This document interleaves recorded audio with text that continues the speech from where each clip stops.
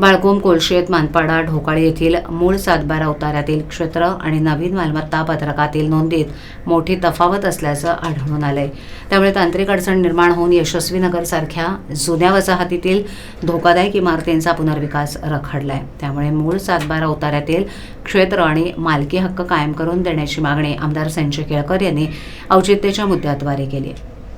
नागपूर येथील विधिमंडळाच्या हिवाळी अधिवेशनात आमदार संजय केळकर यांनी ठाणे महापालिकेतील महसुली गावं बाळकोंब, कोलशेत, मानपाडा, ढोकाळे येथील मूळ सातबारा उतारा आणि नवीन मालमत्ता पत्रक यात असलेल्या नोंदीची तफावत आणि त्यामुळे जुन्या इमारतीचा रखडलेला पुनर्विकास सभागृहाच्या निदर्शनास आणून दिला.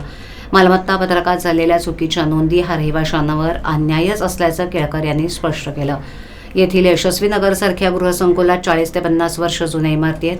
त्या धोकादायक झाल्या असून ठाणे महापालिकेनं त्या रिकाम्या करण्यासाठी रहिवाशांना नोटीसही बजावल्या. चुकीच्या नोंदीमुळे इमारतींचा पुनर्विकास करताना तांत्रिक अडचणी निर्माण होत असल्याचं केळकर यांनी नमूद केलं. अस्तित्वात असलेला सातबारा उतारा कालबाह्य समजून नवीन दिलेल्या नोंदीनुसार नवीन मालमत्ता पत्रकाप्रमाणे क्षेत्र आणि मालकी हक्क समजण्यात येईल असं शासनानं नमूद केलंय.